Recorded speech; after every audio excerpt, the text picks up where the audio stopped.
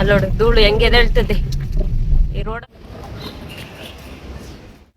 ನನ್ನ ಜೊತೆ ಬಟ್ಟೆ ತಗೊಂಡು ಹೋಗ್ತಾ ಇದೀವಿ, ಮಾಡಿಸ್ತಾ ಇದೀವಿ.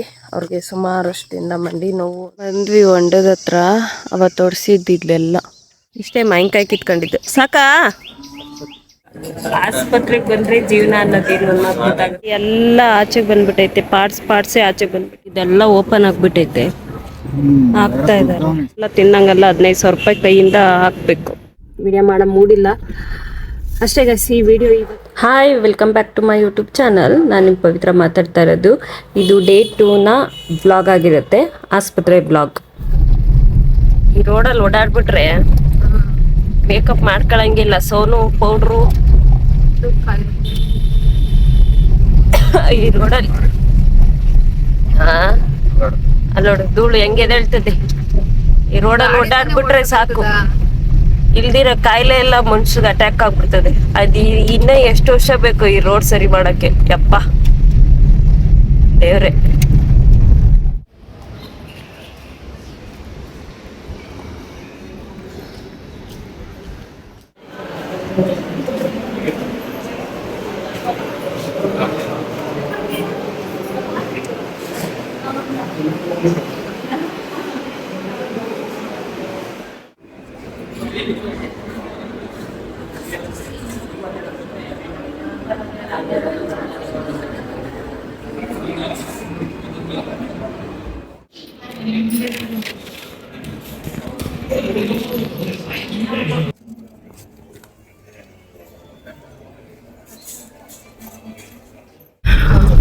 ಎಲ್ಲ ಮುಗಿದ್ಮೇಲೆ ಮಳೆ ಬತ್ತಾಯ್ತಲ್ಲ.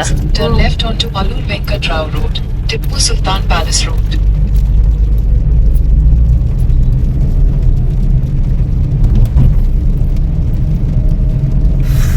ಯಾವ ಹಾಸ್ಪಿಟಲ್ ಏನು ಹೊಸಿ ಸುತ್ತಿಸ್ತಾರ? ಅಣ್ಣಂಗೆ ಏನು ಹೊಸಿ ಸುತ್ತಾಡಲ್ವಾ? ಅದನ್ನೇ ಹೇಳ್ದೆ. Turn left onto Malur Venkat Rao Road, Tippu Sultan Palace Road. ಸುತ್ತಾರ ಅರಮನೆ.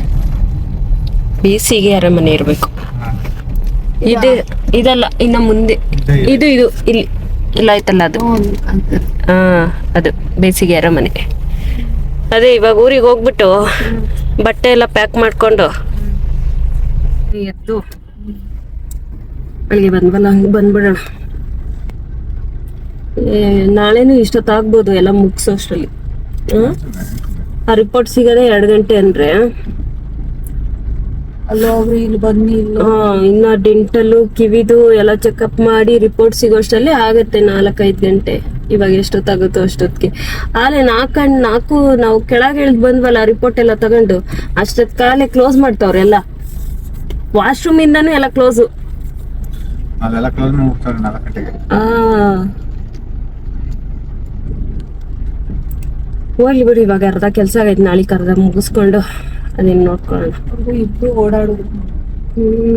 ಇಬ್ರಲ್ಲ, ಅಲ್ಲೋ 10 ಚೆನ್ನಾಗಿ ಓಡಾಡಿದ್ರು ಕೆಲಸ ಆಗ ಟೈಮ್ಗೆ ಆಗೋದದು. ಈಗ ಅವಳು ಬಂದಿದ್ರು 3 ಜನನು ಬರೋ ಓಡಾಡು.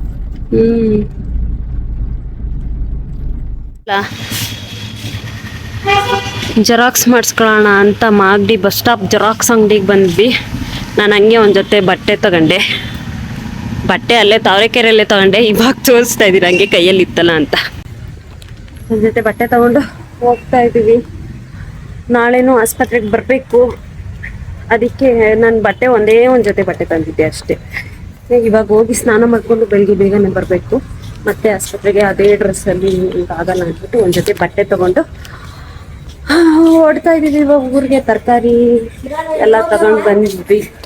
ಅದೆಲ್ಲ ಲಾಗ್ ಮಾಡೋಕ್ಕಾಗಲಿಲ್ಲ ಗೈಸ್. ಬೆಳಗ್ಗೆಯಿಂದ ಓಡಾಡಿ ಫುಲ್ಲು ಸುಸ್ತಾಗಿ ಇವಾಗ ಮನೆಗೆ ಹೋಗ್ತಾ ಇದ್ದೀವಿ.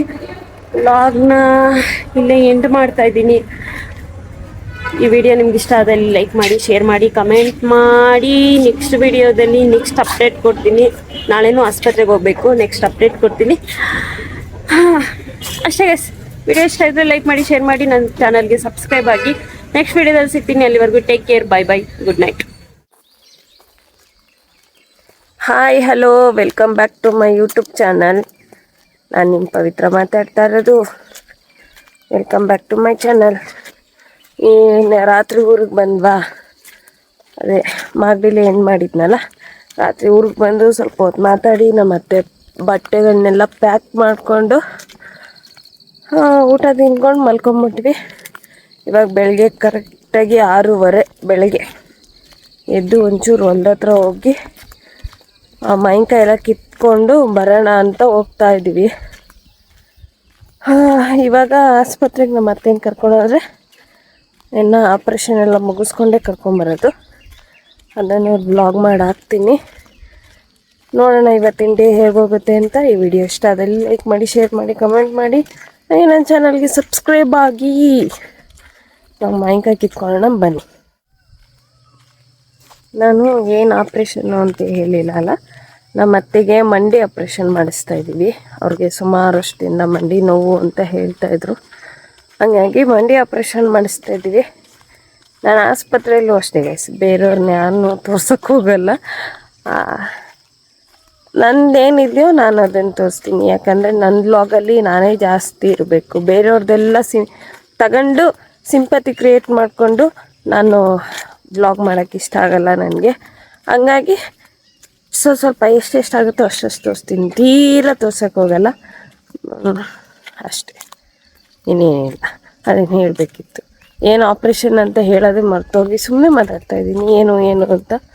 ಇಲ್ಲ ಹಿಂದಿನ ವ್ಲಾಗಲ್ಲೇ ಹೇಳಿರ್ತೀನೋ ಏನೋ ಗೊತ್ತಿಲ್ಲ. ಬಟ್ ನಾನು ನಮ್ಮ ಅತ್ತೆಗೆ ಮಂಡಿ ಆಪ್ರೇಷನ್ ಮಾಡಿಸೋಣ ಅಂತ ಕರ್ಕೊಂಡು ಹೋಗ್ತಾ ಇರೋದು. ಕೆಂಪೇಗೌಡ ಆಸ್ಪತ್ರೆ, ಕಿಮ್ಸ್ ಅಷ್ಟೇ. ನನ್ನ ವ್ಲಾಗಲ್ಲಿ ಬೇರೆಯವ್ರನ್ನ ಇಟ್ಕೊಂಡು ನಾನು ಬೆಳೆದೆ ಅನ್ನೋದಕ್ಕಿಂತ ನನ್ನ ವೀಡಿಯೋಸ್ ನೋಡಿ ನಾನು ಬೆಳೆದೆ ಅನ್ನೋದಿರಬೇಕು. ಹಾಗಾಗಿ ನಾನು ಬೇರೆಯವ್ರನ್ನೆಲ್ಲ ಜಾಸ್ತಿ ತೋರ್ಸೋಕ್ಕೆ ಹೋಗಲ್ಲ. ನನ್ನ ವ್ಲಾಗಲ್ಲಿ ನಾನೇ ಇರಬೇಕು ಅಷ್ಟೇ ಗೈಸ್. ನಾಳೆ ದಿನ ಒಂದು ಮಾತು ಬರಬಾರ್ದಲ್ಲ, ನನ್ನ ಇಟ್ಕೊಂಡು ನೀನು ಬೆಳೆದೆ ಅಂತ. ಏನು ಹೇಳ್ತೀರಾ ರೀ ಅಲ್ವಾ? ಹ್ಞೂ ಅನ್ಬೇಕು.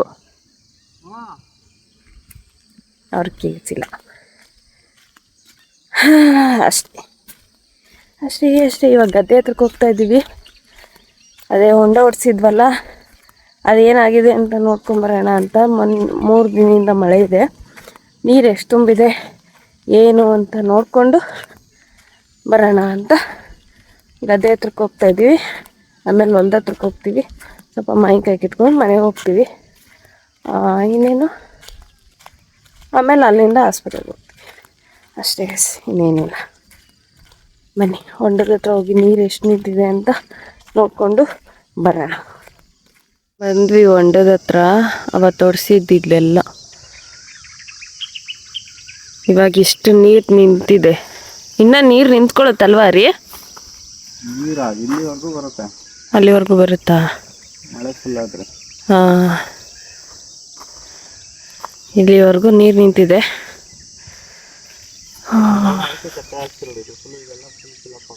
ಹೌದಾ? ನೀರು ಬರುತ್ತೆ. ಹಾಂ, ಇದು ಸುಮ್ಮನೆ ಡ್ರೈ ಸೀಸನ್ ಅಲ್ವಾ, ಡ್ರೈ ಅಲ್ಲಿ ಬಂದಿರೋದು. ಮಳೆ ಫುಲ್ ಆಗಬೇಕು, ಅವಾಗ ಇಲ್ಲೆಲ್ಲ ನಾವು ಬರೋಕ್ಕೆ ಆಗಲ್ಲ. ಏನಿದ್ರು ಆ ಕಲ್ಲು ಮೇಲೆ ನಿಂತ್ಕೊಂಡು ನೋಡ್ಕೊಂಡು ಹೊರಡ್ಬೇಕಷ್ಟೆ. ಇಷ್ಟಾಗಿದೆ ಗೈಸ್ ಕೆಲಸ ಪೂರ್ತಿಯಾಗಿದೆ. ನೀರೊಂದು ತುಂಬ್ಕೊಬೇಕಷ್ಟೆ. 6:30 ನಮ್ಮ ಗದ್ದೆ ಹೆಂಗೆ ಕಾಣಿಸ್ತಿದೆ ನೋಡಿ. ನಾನು ಅವಾಗಲೇ ಹೇಳಿದ್ದು, ಯಾರನ್ನೋ ತೋರಿಸಿ ನಾನು ಬೆಳಿಬೇಕು ಅಂತ ಹೇಳಿದ್ದು. ಅಂದರೆ ತೋರಿಸ್ತೀನಿ ಹಂಗಂತ ಅವರೆಲ್ಲ ಜಾಸ್ತಿ ಅವ್ರನ್ನೇ ತೋರಿಸಿ ಬೆಳೆಯೋದು ಅಂತಲ್ಲ. ಫ್ಯಾಮಿಲಿ ಅಂದಮೇಲೆ ಎಲ್ಲರೂ ಇದ್ದೇ ಇರ್ತಾರೆ, ಎಲ್ಲರೂ ಲಾಗಲ್ಲಿ ಬಂದೇ ಬರ್ತಾರೆ. ಹಂಗಂತ ಅವ್ರನ್ನೇ ಇಂಪಾರ್ಟೆಂಟ್ ಮಾಡಿ ನಾನು ಇವಾಗ ಡೈಲಿ ಬ್ಲಾಗ್ ಅಂತ ಮಾಡೋಕ್ಕೆ ಸ್ಟಾರ್ಟ್ ಮಾಡಿದ್ಮೇಲೆ ನನ್ನ ಸುತ್ತಮುತ್ತ ಯಾರ್ಯಾರು ಇರ್ತಾರೋ ಅವ್ರನ್ನೆಲ್ಲ ನಾನು ವೀಡಿಯೋಗೆ ತೋರ್ಸೋಕ್ಕೆ ಇಷ್ಟಪಡಲ್ಲ. ಯಾಕಂದರೆ ಅವ್ರವ್ರದ್ದು ಪರ್ಸ್ನಲ್ ಲೈಫು ಅವ್ರವ್ರಿಗಿರುತ್ತೆ. ಅವ್ರ ಪರ್ಸ್ನಲ್ ಲೈಫೆಲ್ಲ ಏನು ಹೇಳ್ತಾರೆ, ಅವ್ರ ಪರ್ಸ್ನಲ್ ಲೈಫ್ ಆಗಲಿ, ಅವ್ರ ಪ್ರೈವೇಟ್ ಟೈಮ್ಗಳಾಗಲಿ, ಅವ್ರ ಪರ್ಸ್ನಲ್ ಟೈಮ್ಗಳನ್ನಾಗಲಿ ನಾನು ವ್ಲಾಗಲ್ಲಿ ಹಾಕೋಕ್ಕೆ ಇಷ್ಟಪಡಲ್ಲ. ನಾನು ವ್ಲಾಗ್ ಮಾಡ್ತಾಯಿದ್ದೀನಿ ಅಂದರೆ ನನ್ನ ವಿಷಯಗಳು, ನನ್ನ ಸರೌಂಡಿಂಗ್ ವಿಷಯಗಳಲ್ಲಿ ಏನಿರುತ್ತೋ ಅದನ್ನು ಮಾತ್ರ ನಾನು ತೋರ್ಸೋಕ್ಕೆ ಇಷ್ಟಪಡ್ತೀನಿ. ಮತ್ತು ನನ್ನ ಫ್ಯಾಮಿಲಿ ಕಡೆನೂ ಚೆನ್ನಾಗಿದ್ದೀನಿ, ಹರಿ ಫ್ಯಾಮಿಲಿ ಕಡೆನೂ ಚೆನ್ನಾಗಿದ್ದೀನಿ. ಯಾರು ವ್ಲಾಗ್ ಮಾಡಬೇಡ ಅನ್ನಲ್ಲ, ನನ್ನ ವಿಡಿಯೋದಲ್ಲಿ ಮಾತಾಡೋದು ಇಲ್ಲ ಅಂತಲೂ ಹೇಳಲ್ಲ. ಆದರೆ ಅವ್ರವ್ರ ಪರ್ಸ್ನಲ್ ಲೈಫ್ ಅನ್ನೋದಿರುತ್ತಲ್ವ, ಅದನ್ನು ನಾನು ಎಂತ ಹೇಳ್ತಾರೆ ಸೋಷಿಯಲ್ ಮೀಡಿಯಾದಲ್ಲಿ ಹಾಕಕ್ಕೆ ನನಗೆ ಇಷ್ಟ ಆಗಲ್ಲ. ನನ್ನ ಪರ್ಸ್ನಲ್ ಲೈಫಲ್ಲೂ ತುಂಬ ನಡೆದಿರುತ್ತೆ, ಆದರೆ ಯಾವ್ದು ತೋರಿಸ್ಬೇಕು ಯಾವ್ದು ತೋರಿಸ್ಬಾರ್ದು ಅನ್ನೋದು ನನ್ನ ತಲೆಯಲ್ಲಿದೆ. ಹಂಗಾಗಿ ನಾನು ಹೇಳಿದ್ದಷ್ಟೇ ಇದನ್ನು.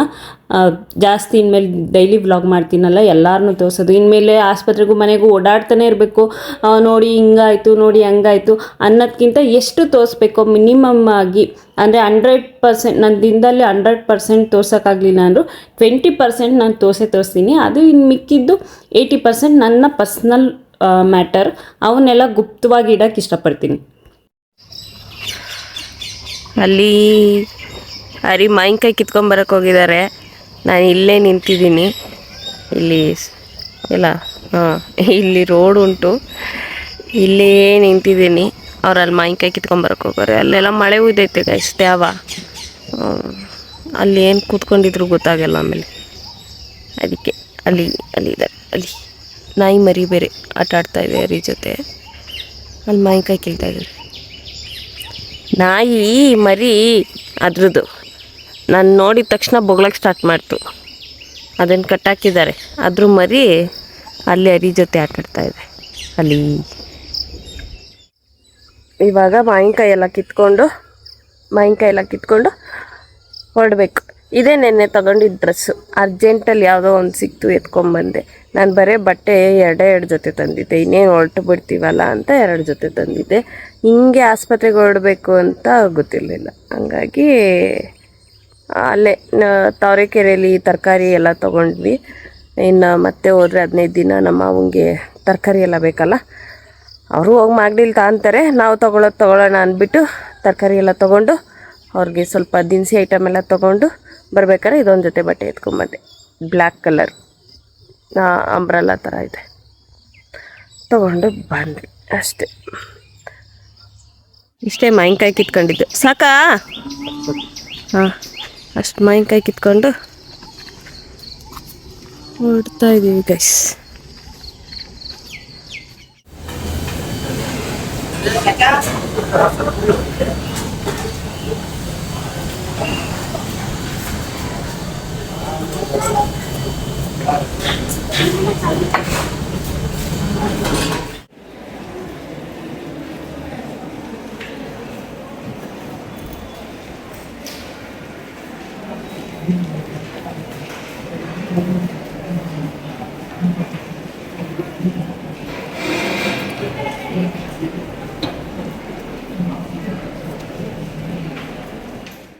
ಬಿಲ್ ಮಾಡಕ್ ಬಂದು ಆಸ್ಪತ್ರೆಯಲ್ಲೇ ಮುಗಿದಿರೋ ಕೆಲಸ.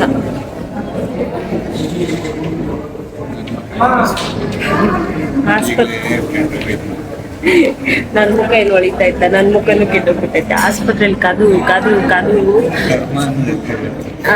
ಈ ಆಸ್ಪತ್ರೆಗೆ ಬಂದ್ರೇನೆ ಕರ್ಮ ಅನ್ನೋದು ರಿಟರ್ನ್ ಹೆಂಗೆ ಅಂತ ಹೊಡಿತದೆ. ಇಲ್ಲೇ ಸ್ವರ್ಗ ಇಲ್ಲೇ ನರಕ. ಆಸ್ಪತ್ರೆಗೆ ಬಂದ್ರೆ ಜೀವನ ಅನ್ನೋದೇನು ಅನ್ನೋದು ಗೊತ್ತಾಗುತ್ತೆ. ಎಂತ ಪರ್ಫೆಕ್ಟ್ ಆಗಿರೋನು ಏನಾರು ಅವ್ರ ಕಾಯಿಲೆ ಬಂದು ಹೋಗ್ಬಿಡ್ತಾರೆ, BP ಶುಗರ್ ಇಂಥವೆಲ್ಲ ಮುಗಿಸ್ಕೊಂಡು. ಇವಾಗ ಊಟಕ್ಕೆ ಹೋಗೋಣ, ಊಟದ ಸಮಯ 1 ಗಂಟೆ. ಬನ್ನಿ. ಆಸ್ಪತ್ರೆ ಕೆಲಸ ಅನ್ನೋದು ಮುಗಿಲಾರದಂಥದ್ದು. ಇವಾಗೆಲ್ಲ ಚೆಕಪ್ ಆಯಿತು, ಡೆಂಟಲ್ ಚೆಕಪ್ ಇದೆ, ಅದು ಮಾಡ್ಸೋಕ್ಕೆ ನೆನ್ನೆಯಿಂದ ಓಡಾಡ್ತಾ ಇದ್ದೀವಿ, ಆಗ್ತಾನೆ ಇಲ್ಲ. ಬೆಳಗ್ಗೆನೆ ಡೈರೆಕ್ಟಾಗಿ ಇಲ್ಲಿಗೆ ಬಂದ್ವಿ, ಆಮೇಲೆ ಬನ್ನಿ ಅದಿಲ್ಲ ಇದಿಲ್ಲ ಅಂತ ಕಳಿಸಿದ್ರು. ಇವಾಗ ಮತ್ತೆ 2 ಗಂಟೆಗೆ ಬನ್ನಿ ಅಂದರು. ಇವಾಗ ಕರ್ಕೊಂಡು ಹೋಗ್ಬೇಕು. ಸಾಕು ಬೇಕಾಯ್ತು ಈ ಆಸ್ಪತ್ರೆ ಸವಾಸ, ಸಾಕು. ಇವಾಗ ನಮ್ಮ ಅತ್ತೆನೋ ಕರ್ಕೊಂಬರಕ್ಕೆ ಹೋಗ್ತಾ ಇದ್ದೀನಿ. ಬರೀ ಅರ್ಧ ದಾರಿ ಕರ್ಕೊಂಬರ್ತೀನಿ ಅಂದಿದ್ದಾರೆ, ನಾನೊಂದು ಅರ್ಧ ದಾರಿಗೆ ಹೋಗಿ ಕರ್ಕೊಂಬರ್ಬೇಕು.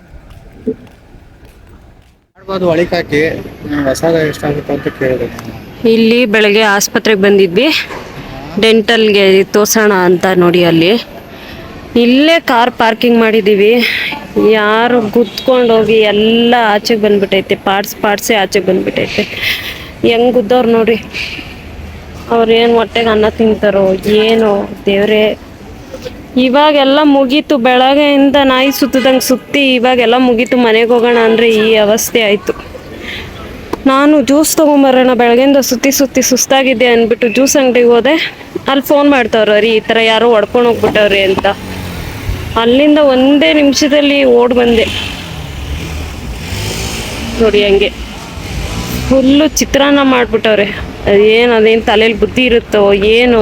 ಇವಾಗ ಇದು ರೆಡಿ ಮಾಡಿಸ್ಬೇಕು ಅಂದರೆ ಎಷ್ಟಾಗುತ್ತೆ ಅಂದ?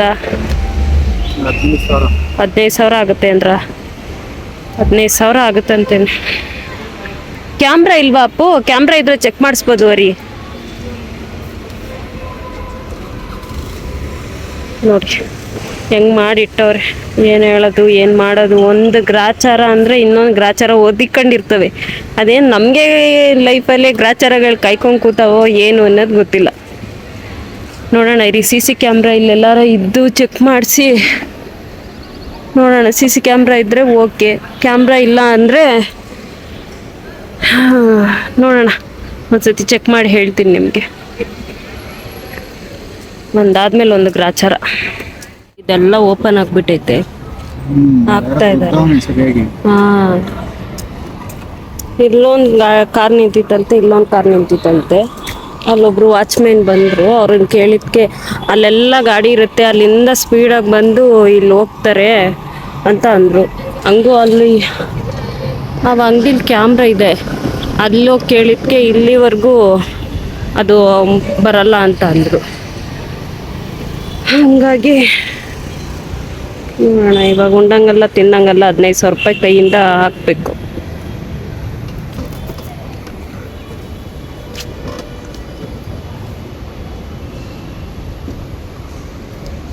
ನೋಡಿ, ಗಾಡಿ ಓಡಿಸೋರು ಸ್ವಲ್ಪ ಹಿಂದೆ ಮುಂದೆ ಯೋಚನೆ ಮಾಡಿ ಗಾಡಿ ಓಡಿಸ್ಬೇಕು. ಎಲ್ಲರೂ ಗಾಡಿ ಇದ್ದಿದ ತಕ್ಷಣ ಎಲ್ಲರ ದುಡ್ಡಿದೆ ಅನ್ನೋ ದುರಹಂಕಾರ ಬಿಟ್ಟು ನೆಟ್ಟಿಗೆ ಓಡಿಸಿದ್ರೆ ಸರಿ ಹೋಗುತ್ತೆ. ಕೆಲವ್ರಿಗೆ ದುರಹಂಕಾರಕ್ಕೆ ತಲೆಗೇರಿ ಕಣ್ಣೇ ಕಾಣಲ್ಲ ಮುಂದೆ ಏನಿದೆ ಏನಿಲ್ಲ ಅಂತ. ಅವರು ಆ್ಯಟಿಟ್ಯೂಡ್ ತೋರಿಸ್ಕೊಳ್ಳೋದಲ್ಲದೆ ನಮ್ಗೆ ಈ ಥರ ಪಜಿತಿ ಮಾಡೋಗ್ತಾರೆ. ನೋಡಿ ಇಷ್ಟು ಓಪನ್ ಆಗೈತೆ. ನಮ್ಮ ಅತ್ತೆನಲ್ಲೇ ಕೂತ್ಕೊಳ್ಳಿ ಅಂದ್ಬಿಟ್ಟು ಅಲ್ಲಿ ಕೂರಿಸ್ಬಿಟ್ಟು ಓಡ್ ಬಂದೆ ನಾನು ಇಲ್ಲಿಗೆ. ಅವ್ರು ಇರೋದು ಆ ಕಡೆ ಇದ್ದಾರೆ, ನಾವಿಲ್ಲಿದ್ದೀವಿ. ಹಿಂಗೆ ಗ್ರಾಚಾರ ಕೆಟ್ಟಾಗ ಹಗ್ಗನೂ ಹಾವು ಅಂತಾರಲ್ಲ, ಹಂಗಾಗ್ಬಿಟ್ಟಿದೆ ಇವಾಗ ನಮ್ಮ ಪರಿಸ್ಥಿತಿ. ಇವಾಗ ನಮ್ಮ ಅತ್ತೆನ ಕರ್ಕೊಂಬರೋಣ ಅಂತ ಅಲ್ಲಿ ಕೂರ್ಸಿದ್ನಲ್ಲ, ಅಲ್ಲಿಗೆ ಹೋಗ್ತಾ ಇದ್ದೀವಿ. ಇನ್ನೇನು ಆಗಿರೋದು ಆಗೈತೆ. ಇನ್ನು ಬೇಜಾರು ಮಾಡ್ಕೊಂಡು ಎಷ್ಟೊತ್ತು ನಿಂತ್ಕೊಳಕ್ಕಾಗುತ್ತದೆ. ಅದಕ್ಕೆ ಅವ್ರನ್ನ ಕರ್ಕೊಂಡು ನಮ್ಮ ಅಮ್ಮನ ಮನೆಗೆ ಹೋಗ್ಬೇಕು. ನಮ್ಮ ಅಮ್ಮನ ಮನೆಗೆ ಹೋಗಿ ಅಲ್ಲಿಂದ ನಾವು ಮತ್ತೆ ನಮ್ಮ ಮನೆಗೆ ಬರಬೇಕು. ಬಟ್ಟೆ ಒಗೆಯೋದಿದೆ, ನೋಡೋಣ ಹೆಂಗಾಗುತ್ತೆ ಅಂತ. ಆದರೆ ವಿಡಿಯೋ ಎಂಡ್ ಮಾಡ್ತೀನಿ, ಇಲ್ಲ ಅಂದರೆ ಹಂಗೆ ಗಾಡಿ ಐತೆ. ಆದರೆ ವಿಡಿಯೋ ಮಾಡ್ತೀನಿ, ಇಲ್ಲ ಅಂದರೆ ಎಂಡ್ ಮಾಡ್ತೀನಿ. ಯಾಕೋ ವಿಡಿಯೋ ಮಾಡೋ ಮೂಡಿಲ್ಲ ಅಷ್ಟೇ ಗೈಸ್. ಇವತ್ತಿನ ವಿಡಿಯೋ ಇಷ್ಟೇ. ಬಂದು ಚೆಕಪ್ ಎಲ್ಲ ಆಯಿತು. ಈ ವಿಡಿಯೋ ಇಷ್ಟ ಆದಲ್ಲಿ ಲೈಕ್ ಮಾಡಿ, ಶೇರ್ ಮಾಡಿ, ಕಮೆಂಟ್ ಮಾಡಿ. ನೆಕ್ಸ್ಟ್ ವಿಡಿಯೋದಲ್ಲಿ ಸಿಗ್ತೀನಿ. ಇವತ್ತು ಯಾಕೋ ವಿಡಿಯೋ ಮಾಡೋ ಮೂಡಲ್ಲಿಲ್ಲ. ನೋಡೋಣ, ನಾಳೆ ಇಲ್ಲ ನಾಡಿದ್ದು ಯಾವಾಗಾರ ವಿಡಿಯೋ ಮಾಡ್ತೀನಿ. ಇಲ್ಲ ಆಸ್ಪತ್ರೆಗೆ ಕರ್ಕೊಂಬರೋದು,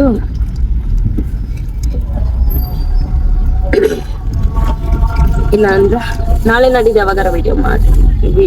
ನಾಳೆ ಇಲ್ಲ ನಾಡಿದ್ದು ವಿಡಿಯೋಸ್ ಮಾಡ್ತೀನಿ. ನೋಡೋಣ. ಈ ವಿಡಿಯೋ ಇಷ್ಟ ಆದರೆ ಲೈಕ್ ಮಾಡಿ, ಶೇರ್ ಮಾಡಿ, ಕಮೆಂಟ್ ಮಾಡಿ. ನೆಕ್ಸ್ಟ್ ವಿಡಿಯೋದಲ್ಲಿ ಸಿಗ್ತೀನಿ. ಬಾಯ್.